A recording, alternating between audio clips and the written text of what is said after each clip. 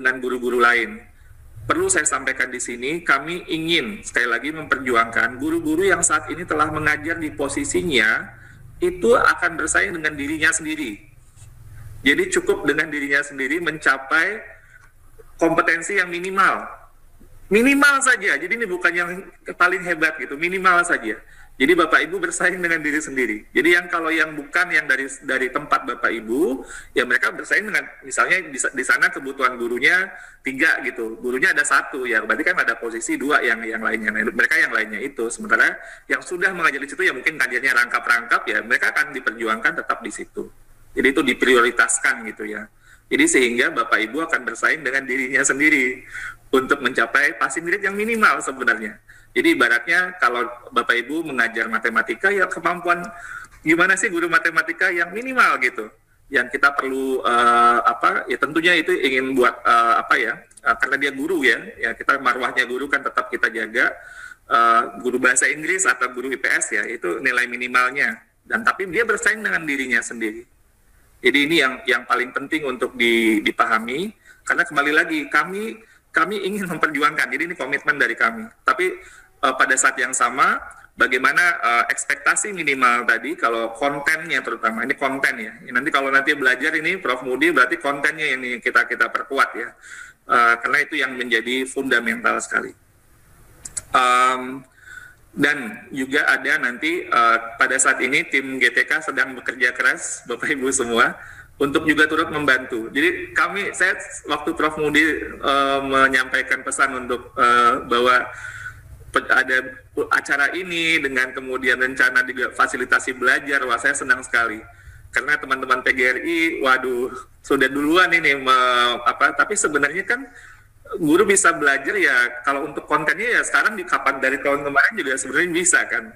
Jadi sebenarnya kita terus bersama-sama ini bergotong royong ini bagaimana menguatkan, karena pada akhirnya yang nanti akan mendapatkan hasilnya tentunya murid-muridnya ya. Kalau gurunya kontennya makin kuat ya murid-muridnya yang jadi lebih ini.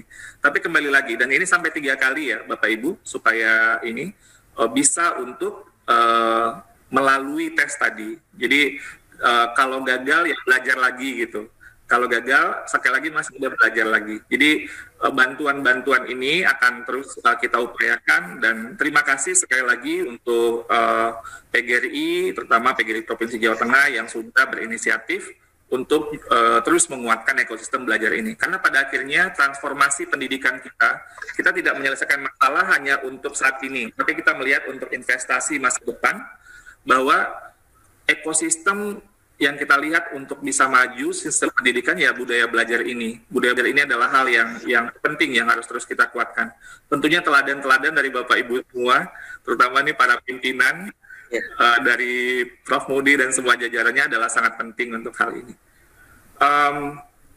Untuk pendaftaran ujian seleksi, kita masih berdiskusi dengan Panselnas. Ini ada tentunya Bapak Ibu tentu paham ya.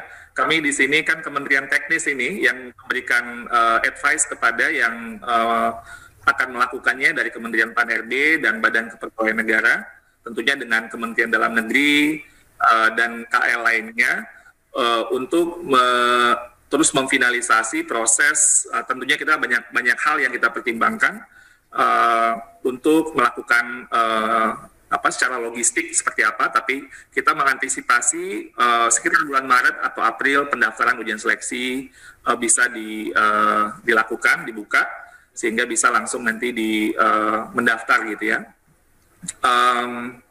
Dan proses ini nanti terdiri dari pendaftar bisa untuk memilih salah satu dari 3 kategorinya, apakah dia guru honorer atau individu yang memiliki sertifikat pendidik atau guru honorer K2, menginput nomor ID, bisa itu nomor registrasi K2 atau NUTTK atau NIK bisa cukup, atau nomor sertifikat pendidik. Setelah itu ada seleksi administrasi berupa seleksi berkas, berupa pernyataan tanggung jawab mutlak, KTP, surat lamaran, lalu pengecekan linearitas mata pelajaran dengan sertifikat pendidik atau latar belakang pendidikan. Ini bisa melalui Dapodik ya Bapak Ibu, atau by system. Lalu pengecekan nomor mahasiswa, terkait ijazah dan jurusan. Ini juga bisa dilakukan by system. Ini seleksi administrasi. Lalu barulah kita masuk ke assessment-nya. Seperti assessment ASN ya, ada kompetensi teknis, itu kontennya kita nanti yang Bapak Ibu ampu, lalu kemudian kompetensi manajerial dan sosiokultural, dan pertanyaan wawancara yang dijawab tertulis, dan peserta diberi kesempatan mengikuti ujian seleksi hingga 3 kali.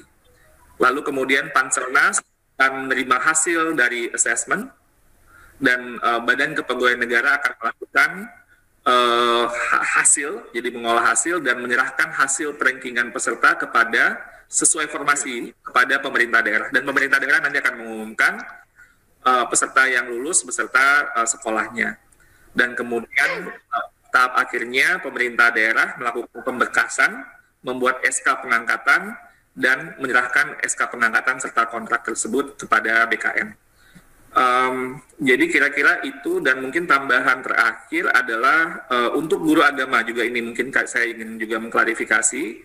Saat ini kami masih dalam koordinasi dengan Kementerian Agama, karena menurut Peraturan Menteri Agama Nomor 16 2010, pengelolaan pendidikan agama pada sekolah di pasal 14, pengadaan guru pendidikan agama di sekolah diselenggarakan oleh pemerintah, dilakukan oleh Menteri, dalam hal ini Menteri Agama. Juga pengadaan guru pendidikan agama dan juga kebutuhan jumlah guru pendidikan agama ini ditetapkan oleh Menteri Agama. Jadi kami terus berkoordinasi untuk mendorong pengajuan untuk guru agama untuk masa berikutnya. Mungkin demikian dulu yang bisa saya sampaikan pada kesempatan ini. Saya tutup dengan ini ya, semboyan Ki Hajar Dewantara yang menjadi ini kita semua. Ingarso Sumtulodo, Ingmadia Mangunkarso, dan Tuturi Handayani, bahwa dalam sebagai pendidik kita semua itu berlomba-lomba untuk menjadi teladan, lalu menjadi untuk menguatkan semangat, dan untuk mendorong pada kemandirian atau memberdayakan bersama-sama. Inilah yang sebenarnya esensi dari Merdeka Belajar. Mungkin itu Prof. Mudi dan Bapak Ibu semua, kita langsung bisa dialog, diskusi, tanya jawab. Assalamualaikum warahmatullahi wabarakatuh. Waalaikumsalam. Luar biasa Pak Dirjen.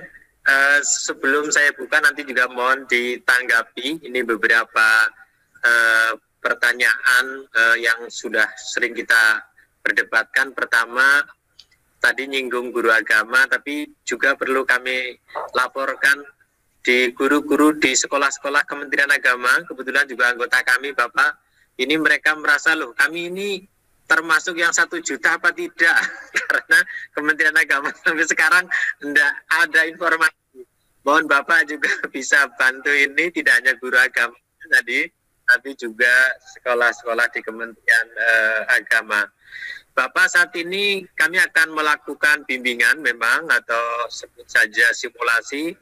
Kita buka baru 4 hari ini ya, sudah 43.450 orang yang akan ikut.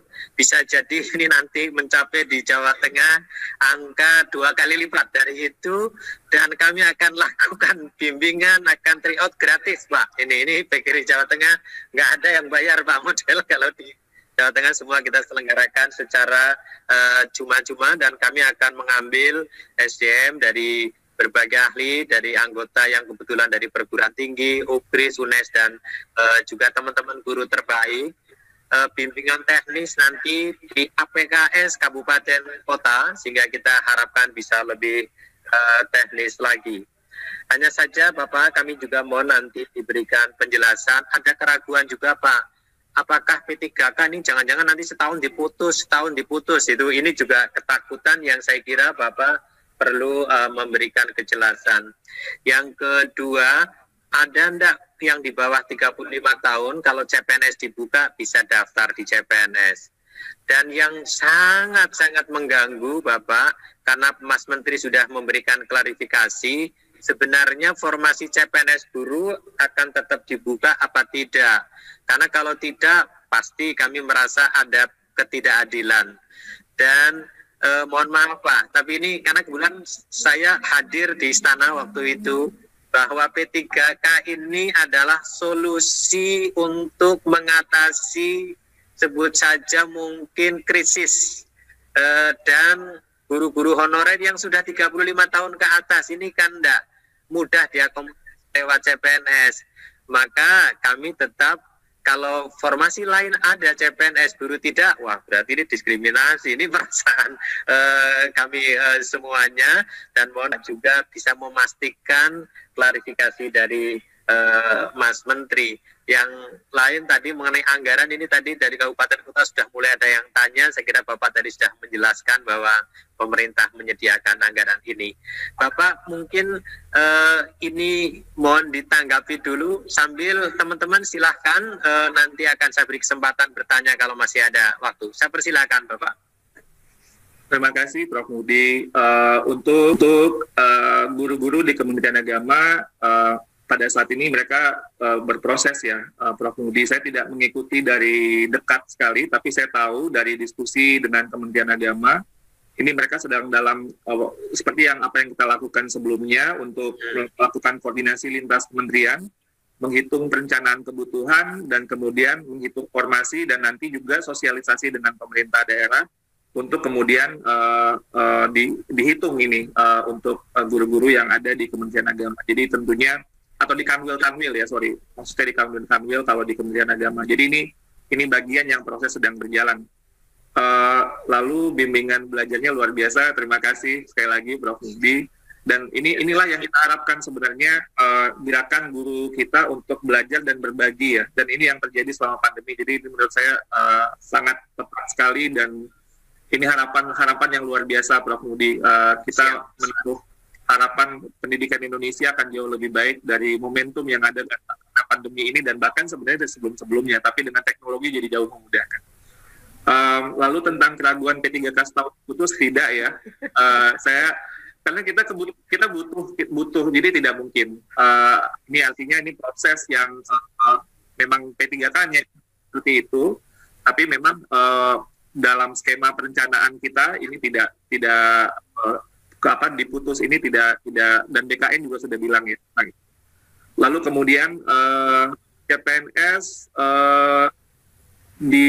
dibuka apa nih, maksudnya di bawah 35 tahun bisa, jadi tidak menutup. Jadi bukan berarti kalau udah P3K nggak boleh CPNS, justru nanti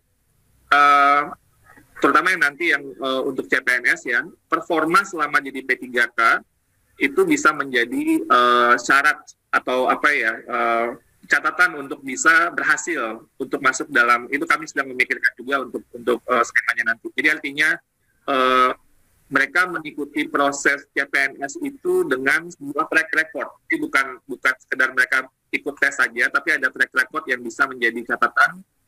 Jika berprestasi yang baik, itu bisa memperbesar kemungkinan untuk mendapatkan CPNS-nya. Lalu formasi CPNS, iyalah Prof. Mudi, tetap akan dibuka. Jadi tidak benar ya, bahwa tidak ada. Jadi ini seperti yang Prof. bilang, ini kan kita step by step ya, karena ekosistem tata kelola guru kita seperti yang Bapak Ibu tahu, dengan desentralisasi pendidikan itu kan ada berapa? 514 tambah 34 provinsi, kabupaten kota dan provinsi. Jadi luar biasa sebenarnya. Kami coba untuk memperbaiki sistem ini sehingga nanti bisa lebih baik, termasuk nanti juga yang saat ini solusi jangka pendeknya dulu untuk P3K ini, tapi nanti ada solusi yang mekanisme yang lebih sustainable, yang berkelanjutan, karena ya kita tahu kita sampai pada angka kebutuhan sampai 1 juta ini kan berarti sebelumnya sudah luar biasa ini profesi yang tidak optimalnya itu gitu. Jadi kita ini yang ingin kita selesaikan dulu, dan mudah-mudahan kembali lagi ini kita ingin memperjelas status guru-guru kita dan kesejahteraan mereka, dan mereka mendapatkan tunjangan dan jaminan kerja. Bahkan yang sebenarnya satu hal yang yang tidak ada di jaminan P3K adalah jaminan pensiun, karena dia nature-nya tidak perlu dia harus mengelola secara sendiri gitu. Tetapi itu bisa dilakukan dengan pada akhirnya kalau yang PNS itu dipotong dari gajinya. Nah, kalau P3K sebenarnya mereka bisa untuk mengalokasikan secara mungkin sendiri maupun kolektif sehingga benefit pensiunnya bisa sama atau bisa setara dengan PNS juga pada akhirnya gitu. Jadi tetap ada jalan keluarnya untuk itu. Terima kasih Bapak. Baik, kami persilahkan teman-teman yang ingin bertanya. Nampaknya sudah mengangkat tangan ini. Mulai ada Pak Widodo Cahyono, Bu Wiki. Pak Widodo, saya persilakan. Halo, Pak Widodo. Baik, kalau enggak Bu Wiki, silahkan dibuka mic-nya.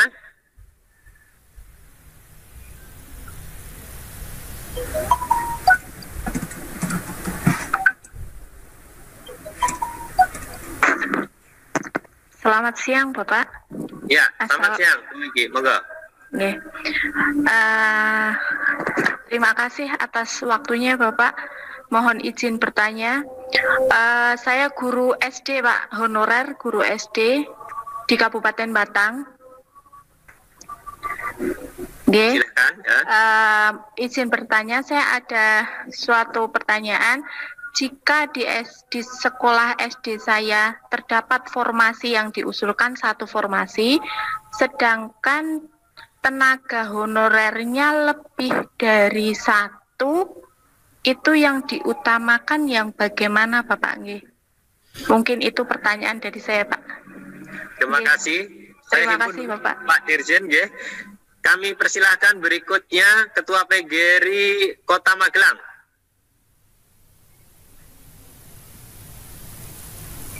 Dibuka dulu, Pak. Yep.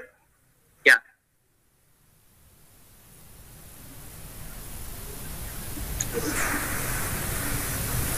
Assalamualaikum warahmatullahi wabarakatuh. Waalaikumsalam. Bapak Dirjen dihormati, Bapak Ketua PGRI Provinsi Jawa Tengah dihormati, beserta rekan semuanya.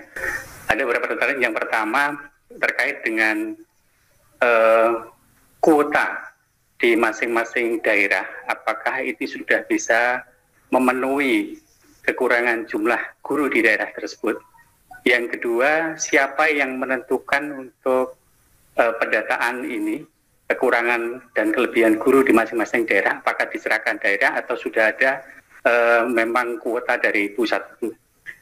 Kemudian yang ketiga, terkait dengan guru yang sudah memiliki sertifikat, ini nanti kuotanya apakah mengurangi jumlah kuota dari guru yang sudah masuk honorer dan K2 atau ada persentase tersendiri? Demikian, Pak. Terima kasih. Assalamualaikum warahmatullahi wabarakatuh. Terima kasih. Mungkin biar nanti Bapak bisa ngatur waktunya. Hanya tambah satu ini, Pak, yang di chat ini banyak. Pak, kalau P3K Pak bisa berkarir, bisa jadi kepala sekolah misalkan. Saya persilakan Bapak. Ini ada 3 pertanyaan dulu ya. Baik, terima kasih Prof. Mukti. Bu Wiki ya, dari Kabupaten Batang. Jadi intinya ini kalau ada formasi 1 dan guru honorernya 2, yang terpenting itu adalah kita harus mencapai batas minimum dulu, Bu. Itu yang penting pertama. Dan yang kedua, ya berarti nanti itu diserahkan kepada PPK daerahnya, Bu. Karena itu tergantung nanti penempatannya, distribusi gurunya seperti apa. Kan daerah yang lebih tahu di mana baiknya untuk menempatkan guru honorer yang satunya lagi yang juga sama-sama melewati batas minimum tersebut, itu ya. Itu jawaban dari saya. Lalu Pak, siapa tadi ya Pak dari Magelang? Oke, kuota daerah apakah sudah diajukan? Ya, dalam Pak Nurwi ya, oke. Pak Nurwi. Pak Nurwi. Terima kasih Pak pertanyaannya tentang kuota ini ya. Oke. Pertama, siapa yang menentukan kuota? Yang menentukan kuota, kami sebenarnya kita memiliki data, Pak. Data kita itu sebenarnya cukup komprehensif. Namun tentunya yang memiliki otoritas itu ada di daerah. Itu tentunya kita melakukan dialog sosialisasi, bahkan kami melakukan semacam coaching one on one gitu Pak ya, waktu di kemarin itu selama bulan November Desember dengan semua dari pemerintah kabupaten kota dan provinsi untuk mencocokkan data dan kemudian sama-sama melihat peta dari kebutuhan guru, distribusi guru yang ada di daerah yang ada gitu. Jadi ini memang komunikasi terus kita lakukan untuk memastikan kebutuhan itu bisa sinkron gitu Pak ya, antara data kita dan mungkin kita juga bisa belajar dari data yang ada di daerah juga gitu. Tapi pada prinsipnya data ini hal yang terus kita koordinasikan dan sudah sosialisasikan ya Pak. Jadi ketika kemarin kita berdialog dengan daerah, kita bukan hanya dialog paparan aja di depan gitu. Kita udah ngobrol sama dari dinasnya one on one gitu. Jadi biar clear gitu ya data tersebut. Dan kota diajukan oleh daerah masing-masing, mungkin bisa nanti kalau menurut saya bisa dicek ke dinas setempat Bapak, seperti apa yang sudah diajukan. Tentunya harapan kami diajukan secara maksimal ya Pak.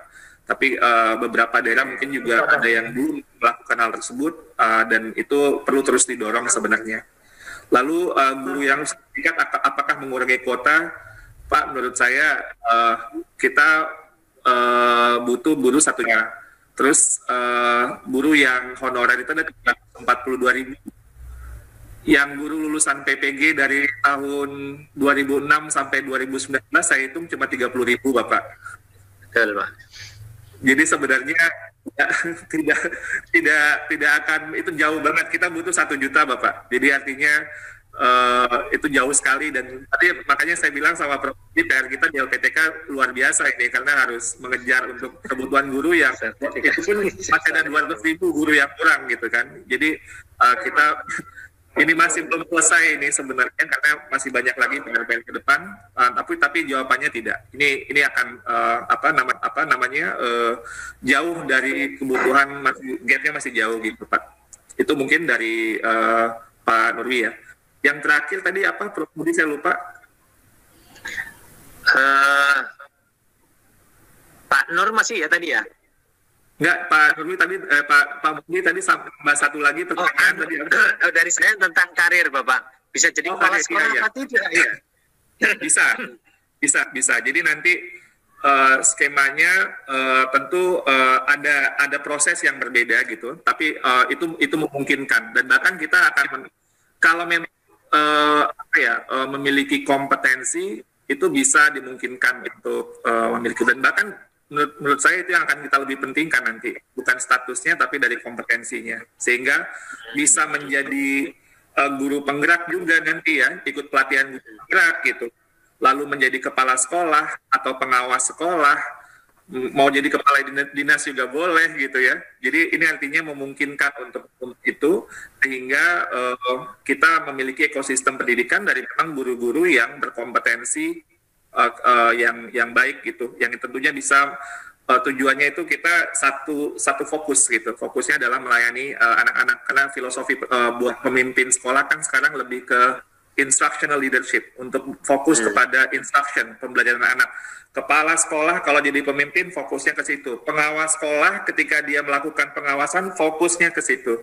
Jadi yang pada akhirnya inginkan ekosistem pendidikan kita itu betul-betul pusat untuk melayani anak, karena memang itulah kelemahan kita yang utama selama berpuluh-puluh tahun, yang berbagai ini ya studi kayak PISA kemarin salah satunya itu yang seperti kayak jalan di tempat gitu kita kan, karena akses sudah lebih bagus, tapi dari hasil itu yang menjadi PR kita bersama. Jadi kita ingin pemimpin yang memiliki kompetensi yang bisa untuk memimpin, menjadi instructional leader, jadi pemimpin yang berfokus kepada pembelajaran murid.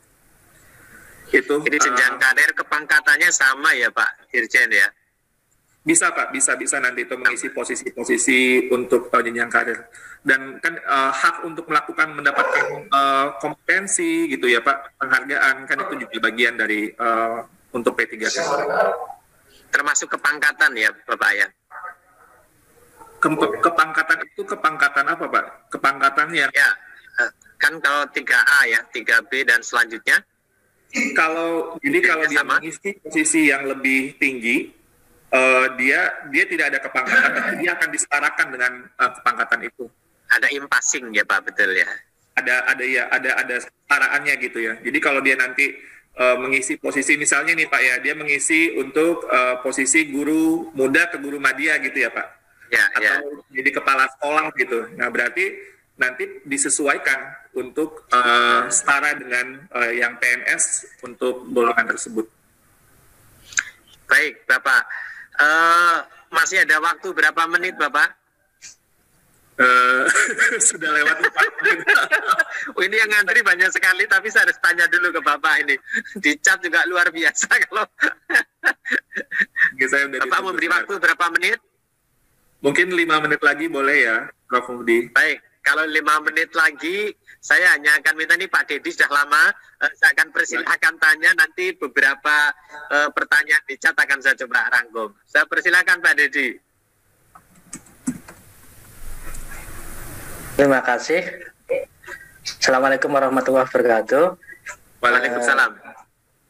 Sebelumnya saya mengucapkan terima kasih kepada PGRI Jawa Tengah yang memberikan